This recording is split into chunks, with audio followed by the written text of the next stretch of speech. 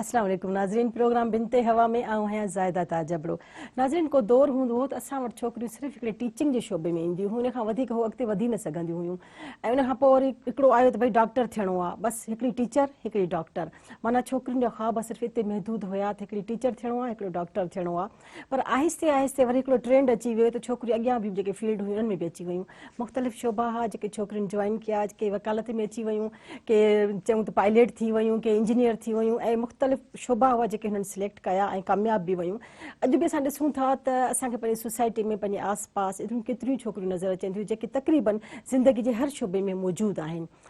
पोइ किथे कुझु कामयाब आहिनि, कुझु नाकाम आहिनि, पर ज़रूरु इहो न आहे त सभु नाकाम हुजनि। काफ़ी छोकिरियूं आहिनि जेके तमामु घणी अॻिते वधी अची चुकियूं आहिनि ऐं तमामु घणियूं कामयाब आहिनि। पर मुंहिंजे अॼोके प्रोग्राम जेको टॉपिक आहे उहो इहो आहे त वकालत जे शोबे में छोकिरियुनि जो छा मुस्तक़बिल आहे। जेके छोकिरियूं असां वटि वकालत में अचनि थियूं उन्हनि जो छा मुस्तक़बिल आहे, छा उहो अॻियां वधी सघनि थियूं, कामयाब वकील थी सघनि थियूं या जज थी सघनि थियूं, आख़िर उन मुस्तक़बिल किथे अची बीहे थो। अॼोके प्रोग्राम जे हवाले सां मूंखे ख़ुशी थींदी आहे अव्हां बि जेको नंबर अची रहियो आहे स्क्रीन ते उहो डायल कयो, लाइव कॉल्स कयो, सलाहूं ॾियो, तजवीज़ूं ॾियो। मुंहिंजा महिमान बि मौजूदु आहिनि, तिन खां तव्हां सवाल पुछी सघो था। मुंहिंजी पहिरीं महिमान एडवोकेट राव उरुस राजपूत आहिनि ऐं मुंहिंजी ॿी महिमान आहे एडवोकेट आसमा अबड़ो। तव्हां ॿिन्ही खे प्रोग्राम में भली कार चवंदसि।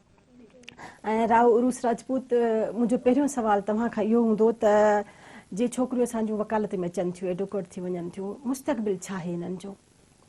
देखिए, कोई भी प्रोफेशन हो जिसमें कोई भी खवातीन जाती हैं, और आजकल अभी आपने खुद भी बताया, इसके अलावा भी हम देख रहे हैं कि वो काफ़ी सारे प्रोफेशंस इवन के जहाज़ तक चला चुकी हैं, पायलट भी बन चुकी हैं, फाइटर्स भी बन चुकी हैं। तो वकालत तो मैं समझती हूँ उससे तो बहुत आसान पेशा है, और ये सिर्फ एक प्रोफेशन है। हमें ये नहीं देखना चाहिए कि औरत के लिए है या किसी मर्द के लिए। प्रोफेशन होते हैं।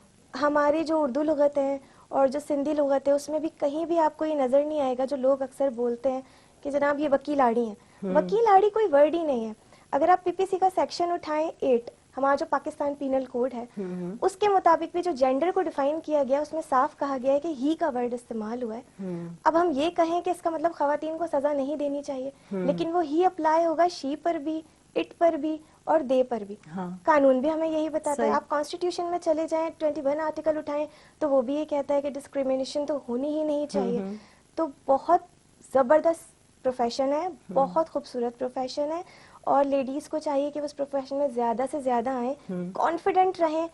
एक औरत जब इतना सब कुछ कर सकती है, मुल्क चला सकती है, घर चला सकती है, जहाज चला सकती है, तो ये प्रोफेशन तो उसके मुकाबले में कुछ भी नहीं है। बहुत अच्छा प्रोफेशन है।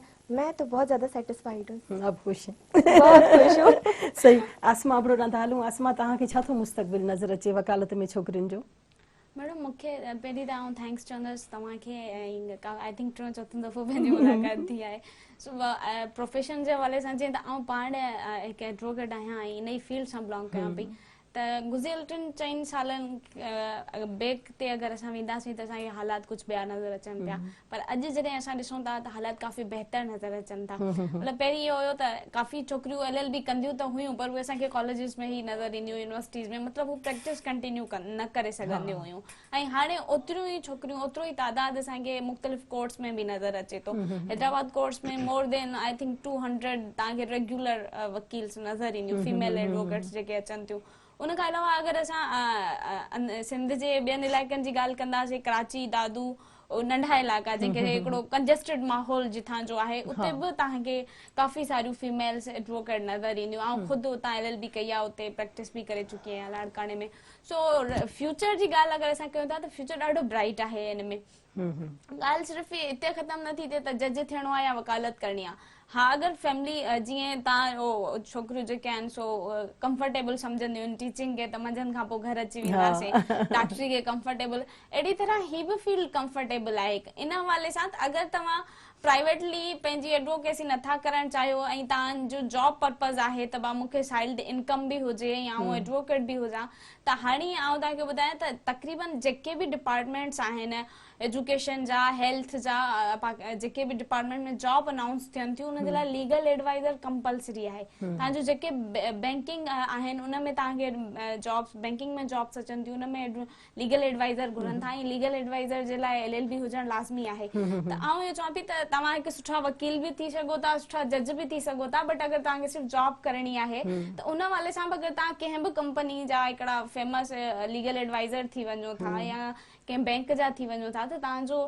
जेको इनकम जो मसलो आहे उहो बि हल थी थो वञे। ॻाल्हि असम उहा आहे त पैशन केतिरो आहे, हुन में जज़्बो केतिरो आहे। जेतिरो जज़्बो हूंदो जंहिं बि शोबे में हुजो तव्हां, जेके हिकिड़ो जज़्बो तव्हां में आहे त तव्हां यकीनन अॻियां वधी सघो था। पर जेकॾहिं हिकिड़ो सिर्फ़ु इन पर्पज़ खां त रुॻो नौकिरी मिले, पोइ घर में वेठा हुजो बसि नौकिरी आहे पोइ जहिड़ी हली न ॾिसो अगरि इहा बि हिकिड़ी आहे पंहिंजी जॻह ते Thinking हिकिड़ी हूंदी शइ आहे आहे, इहा। पर फीमेल्स जे लाइ वरी ॿियूं बि काफ़ी सारा इशूज़ थींदा आहिनि। जॾहिं घर थी थो वञे माना हिकिड़ी शादी खां पहिरीं वारी लाइफ त डिफरेंट आहे, शादी खां पोइ वारी लाइफ अञा चेंज थी थिए त किथे किथे उहो जज़्बो उहो कॉन्फिडेंट धीमो पइजी वेंदो आहे या माण्हू थकिजी वेंदो आहे त पोइ वरी माण्हू इहो सोचे त यार न वकालत कयां, करे बि न सघंदमि हिन खां सवाइ टीचिंग कयां। त उन जे लाइ आउं इहो चवां पई त ईअं बि न सोचणु खपे त यार न करे सघंदसि, तव्हां कोशिशि कयो ऐं तव्हां करे सघो था। ऐं मूंखे त ॾाढी ख़ुशी थिए पई त मतिलबु पहिरियां इहो हूंदो त जेके जॉब्स ईंदियूं हुयूं मैजिस्ट्रेट जूं सिविल जजिस जूं उहे ईअं ई कंहिंजी सिफारिश कंहिंजे चवण ते कंहिं न कंहिंखे मिली वेंदियूं हुयूं, छो त कॉम्पिटिशन न हूंदो, फीमेल्स हूंदियूं ई न हुयूं ऐं तमामु घटि छोकिरियूं अप्लाई कंदियूं हुयूं। ऐं हाणे एतिरो कॉम्पिटिशन वधी वियो आहे जो माना उन्हनि खे बि ॾींहं राति महिनत करणी पवे तीअं ई मुश्किल बणिजी वियो आहे, हिकिड़ो कॉम्पिटिशन वारो माहौल पैदा थी वियो आहे। सो मूंखे त फ्यूचर ॾाढो ब्राइट नज़र अचे पियो। सही। अच्छा उरुस राजपूत, अॼु असां ॾिसूं था जेकॾहिं त कुझु साल पहिरें जी भेट में असां वटि छोकिरियूं जो तादादु वधियो आहे वकालत में, इन जो छा सबबु आहे? छोकिरियूं जो तादादु एॾो वधी छो वियो? घणियूं अची वियूं आहिनि वकालत में, पहिरीं घटि हुयूं। मेरे हिसाब से मुझे ये लगता है कि शायद उस वक्त, क्योंकि आजकल भी अगर हम देखें तो तमाम लड़कियों के जहन में एक ही चीज़ होती है, या तो वो डॉक्टर बन जाए या वो इंजीनियर बन जाए। ज़्यादातर डॉक्टर के शोबों को ज़्यादा पसंद करती हैं। वो ये समझती हैं कि ये प्रोफेशन हमारे लिए बेहतर नहीं है, अच्छा नहीं है। उसकी बहुत सारी वजूहात हैं, क्योंकि हम जिस एक्चुअली अपने माशरे को अगर देखें तो वो मेल डोमिनेटिंग सोसाइटी है। तो अक्सर ख़वातीन की, क्योंकि मशरक़ की लेडीज़ की तरह जो है वो हमारी सोच है, हमारी जो परवरिश होती है, हर घर का माहौल डिफरेंट होता है, उस हिसाब से वो हर घर से आ रही हैं। कहीं पर ऐसा होता है कि जॉइंट फैमिली होती है तो उन्हें चाचा के आगे, बाबा के आगे और ताया अब्बू के आगे जो है अपने बोलने नहीं पड़ता, तो वो खामोश खामोश सी होती हैं। ख्वाहिशात हैं लड़कियों की, क्योंकि जब मैं कभी लेक्चर डिलीवर कर रही होती हूँ अपना या मैं कहीं भी जाती हूँ एज अ गेस्ट, तो वहाँ पे काफ़ी लड़कियाँ इम्प्रेस होती हैं। वो कहती हैं हम ज्वाइन करना चाहते हैं लेकिन हमें फैमिली की तरफ से परमिशन नहीं है। वो कहते हैं कि फील्ड आपके लिए अच्छी नहीं है। तो फील्ड अच्छी या बुरी नहीं होती, ये हम उसे अच्छा या बुरा बनाते हैं। मतलब अगर ज्यादा बड़ी हैं लड़कियां तो इसलिए कि कुछ हैं जो कामयाब हुई हैं, उनको देखकर वो आगे आई हैं, वो इम्प्रेस होती हैं। हाँ। वो काफी कहती हैं कि हम ज्वाइन कर, मगर कहीं ना कहीं घर से रोक दिया जाता है। तो हम ये नहीं कह सकते कि लड़कियां नहीं चाहती इस फील्ड में आना, लड़कियां आना चाहती हैं, लेकिन कहीं नहीं, ना मेरा कहीं मतलब है कि मैं तो कह रही हूँ बड़ी हैं, बिल्कुल उनकी ऐसा है। तादाद ज्यादा हुई है, तो वो तादाद क्यों ज्यादा हुई है? क्योंकि अब उन्हें वो समझ आ कौन गया सा है कि चार्म उन्हें नजर आया यहाँ, उन्हें लगता है ये भी एक फील्ड है, सबसे जो बड़ा चार्म है। या कामयाब लेडीज को देखकर कह रही हैं कि ये अगर कामयाब है तो हम भी कामयाब हो सकते हैं। लड़कियों में भी ये एक चीज होता होती ना? है कि अगर वो ऐसे कर रही है तो मुझे हाँ। भी ऐसा होना चाहिए, और कंपटीशन है। लेकिन इसके अलावा आपकी जो अपनी लगन है, हाँ। देखिए अगर आप अपने पैशन को अपना प्रोफेशन बना लें तो मैं समझती हूँ बेस्ट चीज है। हाँ, यही बात है। अगर आपका माइंड नहीं है उस तरफ और आप किसी को देखकर वो चीज करना चाह रहे हैं, तो फिर तो ये वही वाली मिसाल हो जाएगी, कौवा चला हंस की चाल और अपनी चाल भी भूल गया। तो अगर आपका माइंड है, आपका ये पैशन है और आपका ना, तो आप आए। और उसके लिए क्या जरूरी है? आपका कॉन्फिडेंस, आपको नॉलेज होनी चाहिए। एक लॉयर जो होता है, अगर उसे लॉ की नॉलेज नहीं है तो वो लॉयर कहलाने का हकदार भी नहीं है। ये नहीं है कि आप डिग्री लेकर, वो तो हर शोबे में जब तक नॉलेज नहीं होगी ऐसे ही आप है। कामयाब हो ही नहीं सकते। तो अब जो लड़कियां आ रही हैं, अब उन्हें अंदाजा हो गया है कि ये भी एक फील्ड है, सिर्फ डॉक्टर की एक फील्ड नहीं है भाई, एडवोकेट कैसी भी एक फील्ड है और आपको उसको ज्वाइन करना चाहिए। सही। और हमें दूसरों के लिए लड़ना चाहिए। अच्छा, अक्सर जो ड्रामा और मूवीज में हम देखते हैं तो जो कह रहे होते हैं जज साहब ऐसा नहीं है, ऐसे है, उससे भी बहुत इम्प्रेस हो रही हैं लड़कियां। हाँ, सही। क्योंकि अब उसमें खवातीन को भी दिखाया जा रहा है काफी हद तक। हाँ, बिल्कुल। अच्छा, प्रोग्राम कंटिन्यू है मगर थोड़ा सा वक्फा लेंगे। नाज़रीन, वक्त थियो हिकिड़े नंढड़े वक़्फे जो, असां जल्दी मोटूं था, असां सां गॾु रहिजो।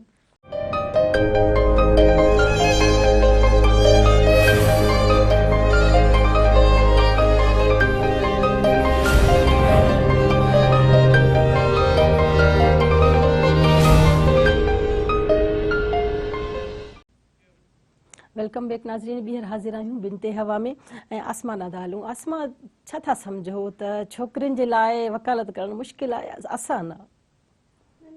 को बि कमु आसान न हूंदो आहे ऐं को बि कमु नामुमकिन बि न हूंदो आहे। हर कम जे लाइ कोशिशि त न लाज़मी ॾिसो, हाणे जेकॾहिं हिकिड़ी छोकिरी टीचर थियणु थी चाहे त बिना सोचे सम्झे चवंदी मां टीचर थी वञा, जेकॾहिं डॉक्टर थियणु थी चाहे चवंदी थी वञा, पर एडवोकेट थियण लाइ उहो थोरी देरि सोचींदी आहे। आसान आहे, मुश्किल आहे? इन में फील्ड में कदम रखां या न रखां? असल में छा आहे त ही उन्हनि जे लाइ अननोन फील्ड आहे। माना हर ॻोठ में कोर्ट कोन्हे का, या हर हिकिड़ी शहर में हिडन आहे, हिडन आहे, hidden अननोन आहे। बि नथा चओ, हिकिड़ी हिडन आहे अञा।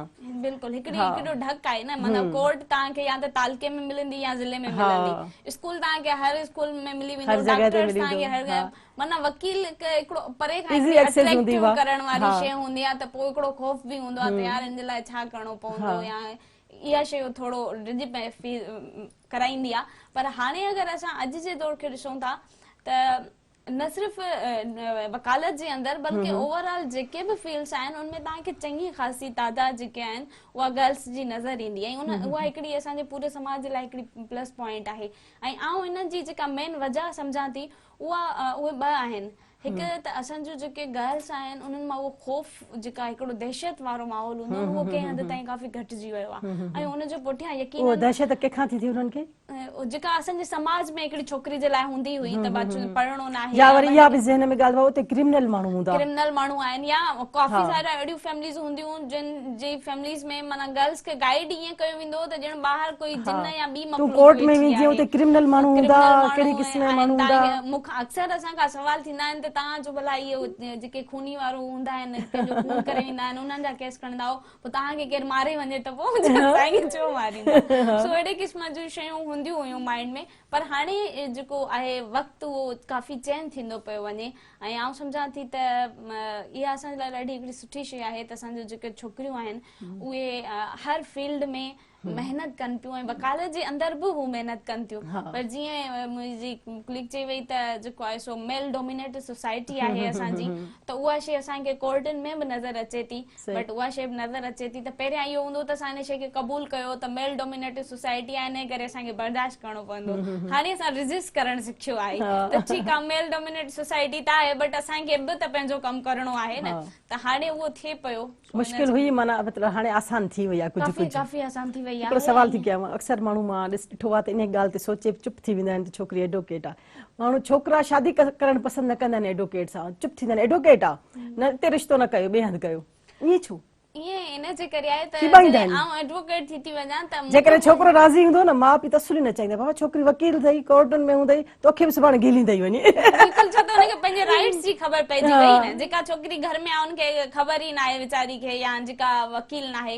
असांजे काफ़ी सारा डॉक्टर्स खे बि लॉ जी ख़बर न हूंदी आहे न त असांजा जेके कानून में हक़ आहिनि उहे कहिड़ा आहिनि। ऐं जेका वकील थिए थी उहा भली वकालत न बि करे पर हुन 4 अखर ज़रूर पढ़िया हूंदा ऐं हुनखे इहा ख़बर हूंदी त मुंहिंजा राइट्स छा आहिनि, ऐं अगरि कोई मुंहिंजा राइट्स नथो ॾिए त हुनखे कीअं वठी सघिजे थो, हुनखे कोर्ट में कीअं गीले सघिजे थो।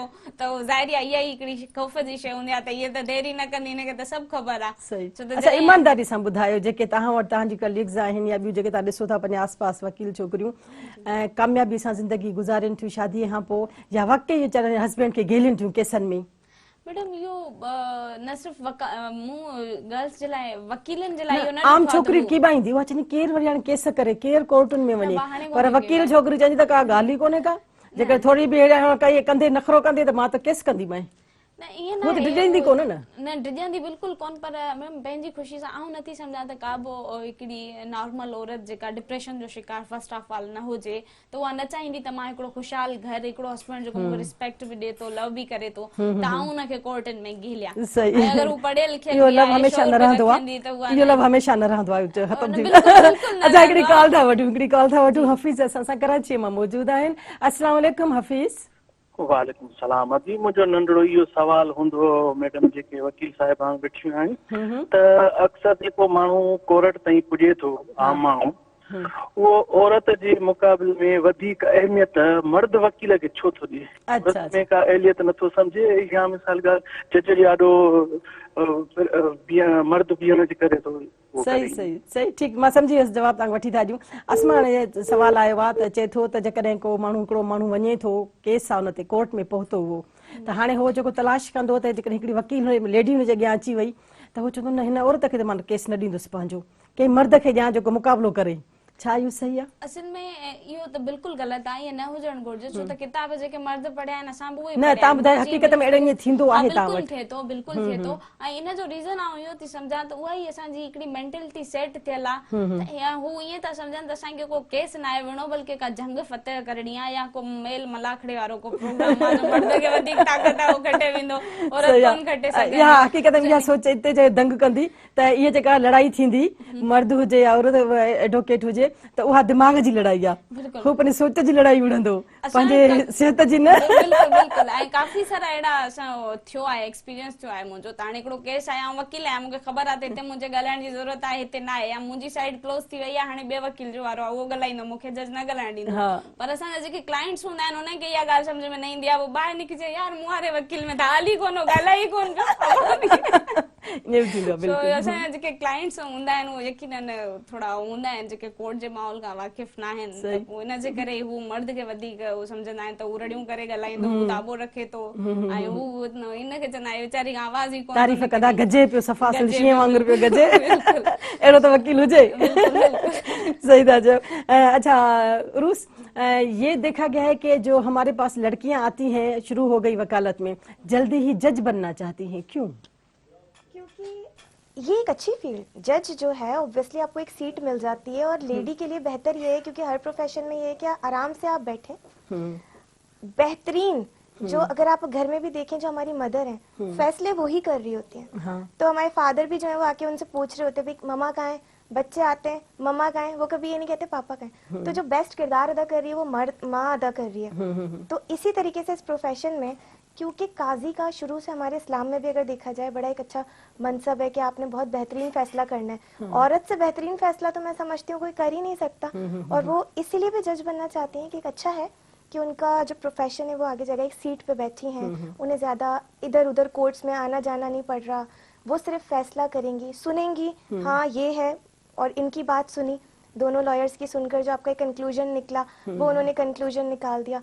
जज तो मैं खुद भी बनना चाहती हूँ, और नेक्स्ट मंथ जो मेरी एग्जाम है, मुझे ये लगता है कि प्रोफेशन वकालत का ही, ऑब्वियसली आप एलएलबी करेंगे तो ही आप जज की सीट ले सकते हैं। अगर काजी बनना चाहती है औरत एक फाइटर के अलावा, क्योंकि एक तरीके से एक फाइट ही है जो हम केस फाइट कर रहे होते हैं कोर्ट में, अगर वो उसके अलावा भी अगर बैठना चाहती है एक सीट पर, वो चाहती है कि ठीक है मुझे एक अच्छा रुतबा, एक अच्छी रेस्पेक्ट मिले, क्योंकि जजेस माशाल्लाह हमारे ऑनरेबल जजेस हैं और उनकी काफ़ी रेस्पेक्ट है, तो वो लेडी को जो रेस्पेक्ट चाहिए हमेशा से, जो कि हमारे इस्लाम में भी दी गई है, हमारे कानून में भी दी गई है, जो कॉन्स्टिट्यूशन हमारा सुप्रीम लॉ है उसमें भी, तो वो भी ये समझती हैं। इसके अलावा ये कि ऑब्वियसली आपकी सैलरी होती है, आप कमा रहे हो। अच्छा वैसे एक बात बताऊं कि मेरे बाबा खुद सेशन जज रह चुके हैं, तो वो जब वकील थे वो कहते थे आजाद माहौल में था, अब बाउंड हो गया हूं, सेशन जज बन गया। तो वक्त थियो हिकिड़े नंढे ब्रेक जो।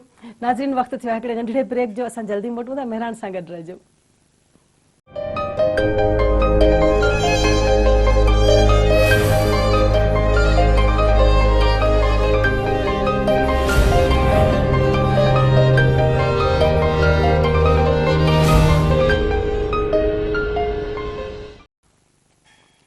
वेलकम बैक नाज़रीन, ॿीहर हाज़िर आहियूं बिनते हवा में। अच्छा भला आसमा, अक्सर असां वटि जेके छोकिरियूं हूंदियूं आहिनि उहे पाण खे सम्झनि अथियूं त असां वकालत जे शोबे में महफ़ूज़ आहियूं, उन्हनि जा माइट बि सम्झनि था असांजी छोकिरियूं महफ़ूज़ आहिनि। ॾिसो वो तव्हांखे महफ़ूज़ हिकिड़ी शइ रखे थी, उहो आहे तव्हांजो सेल्फ कॉन्फिडेंट।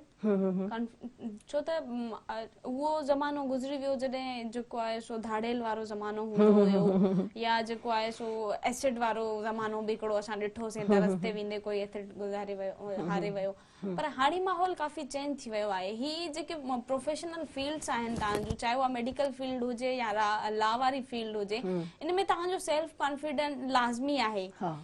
त तव्हां कीअं, तव्हांजो बॉडी लैंग्वेज छा आहे, तव्हांजो वे ऑफ टॉकिंग छा आहे, तव्हां कीअं मुआशरे खे डील कीअं था कयो, तव्हां मर्दनि खे डील कीअं था कयो।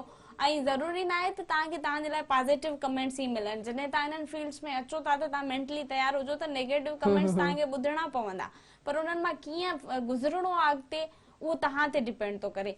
त हिकिड़ी त इहा शइ आहे त हिकिड़ो त तइदाद असांजो काफ़ी सारो वधियो आहे, इन जे करे बि हिकिड़ी असां सिक्योरिटी हिकिड़ी सेफ्टी फील कयूं था त असां 200 ॼणियूं आहियूं, सुभाणे कोड बंदि बि कराए सघूं था। हिकिड़ो मेजॉरिटीज़ अथॉरिटी असां उहा शइ बची वई आहे। ॿियो आहे फैमिली सपोर्ट, तव्हांजे लाइ तमामु घणी अहमियत थी रखे त तव्हांजी फैमिली में कोई अहिड़ो माण्हू आहे जंहिंसां तव्हां क्लियरली शेयर कयो अथव हिन माण्हू खां मूंखे हीअ शइ फील थिए थी, या हेॾे वञण सां हिन माण्हू मां मूंखे हीअ ख़तरो फील थिए थो।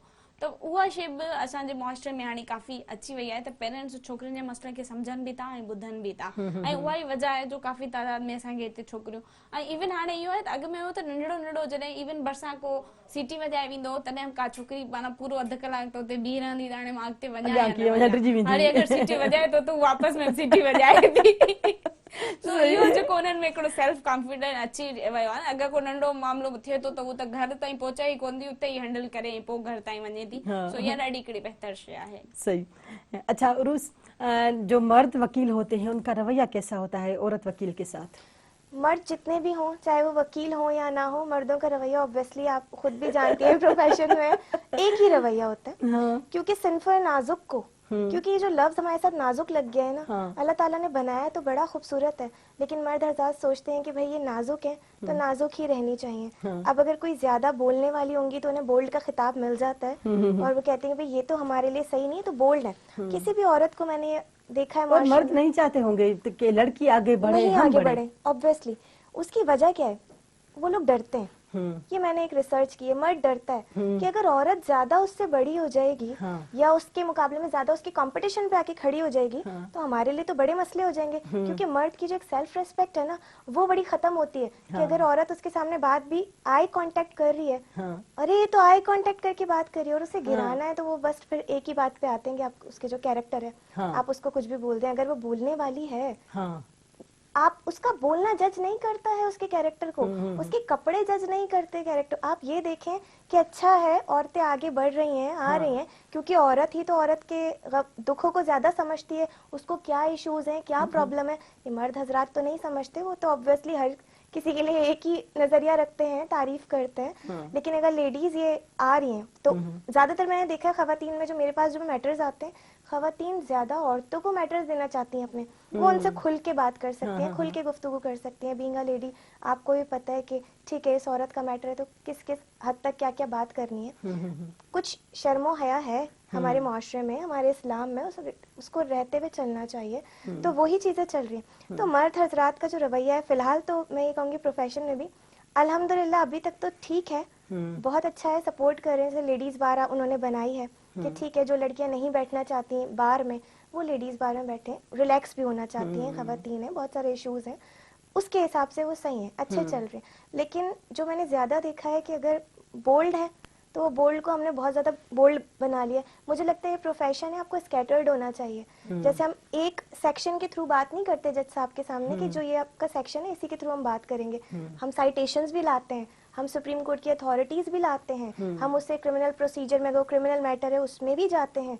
तो हम ये क्यों सोचते हैं कि जब प्रोफेशन इतना बड़ा है तो आप ऐसा क्यों सोचते हैं कि आप एक कमरे में बंद है और बस इस कमरे की हद से हमें बाहर नहीं निकलना। महदूद सोच की बात हो गई। महदूद सोच है। मुझे लगता है सोच को आपको बड़ा करना चाहिए, अच्छा सोचना चाहिए। जो हमारा माइंड है ना इसमें हम अपने गार्बेज भर रहे हैं और कुछ भी नहीं। सही। अच्छा आसमा जेके औरतूं वकील हूंदियूं आहिनि उहे भला पंहिंजी ऑफिस न खोलींदियूं आहिनि, मां तमामु थोरियूं ॾिठियूं जेके ऑफिस खोलीनि थियूं, उन छा सबबु आहे?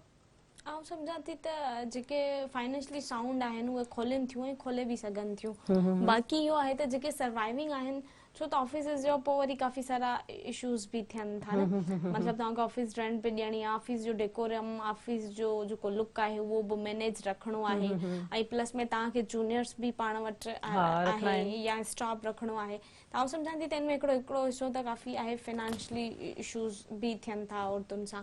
ऐं ॿियो इहो आहे त जॾहिं असां बिल्कुलु साॻी ॻाल्हि वांगुरु त असां वटि तमामु घटि गर्ल्स आहिनि जेके कंटिन्यू रखी सघनि थियूं, माना अचनि थियूं कुझु टाइम 2-4 साल हू कंटिन्यू रखनि थियूं ॾाढियूं, जॾहिं हू इनरोल थी थियूं वञनि, वरी जॾहिं विच में को शादी थिए थी, का गमी थिए थी, वञनि थियूं त विच में वॾी डिघी ब्रेक लॻी थी वञे।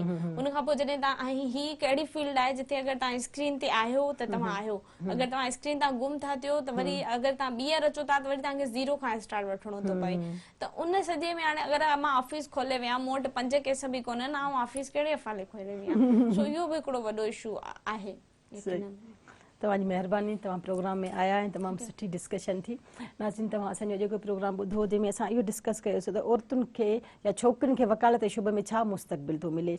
त असां वटि काफ़ी एतिरियूं असांजी महिमान बि आहिनि ऐं वेठियूं उन्हनि बि ॻाल्हि ॿोली ई कई त केतिरियूं असां वटि एडवोकेट एतिरियूं आहिनि जेके तमामु घणियूं कामयाबु आहिनि, जेके जज थी चुकियूं आहिनि ऐं जेके जज न बि थियनि थियूं त सुठी वकालत कनि थियूं, सुठी तरह कामयाबु रहनि थियूं उहे। त ॻाल्हि उहा ई आहे त शुबो कहिड़ो बि हुजे, जेकर तव्हां में जज़्बो आहे महिनत करण जो त पोइ यकीनन तव्हां अॻिते वधींदा। ऐं ॿी वॾी ॻाल्हि आहे कॉन्फिडेंस, जेकॾहिं हिकिड़ो एतमाद आहे पंहिंजे पाण में त पोइ यकीनन हर शोबो आसान आहे। पर जेकॾहिं पाण में एतमाद न आहे ऐं दुनिया खां डिॼंदा रहंदासीं त यकीनन औरतूं पोइ अॻियां न वधी सघंदियूं। त इन ॻाल्हि खे, इन शाइनेस खे पंहिंजे खे ख़तमु करणु घुरिजे ऐं अॻियां ज़रूरु वधणु घुरिजे। हीउ प्रोग्राम या बिनते हवा जो कोई बि प्रोग्राम ॾिसणु चाहियो त मेहरान जी वेबसाइट ते ॾिसी सघो था। अॼोके प्रोग्राम जो वक़्तु पूरो थियो। पंहिंजी मेज़बान ज़ाहिदा ताज जबड़ो खे ॾींदा इजाज़त। वरी मिलंदासीं ईंदड़ प्रोग्राम में। तेसिताईं अलाह जी अमान।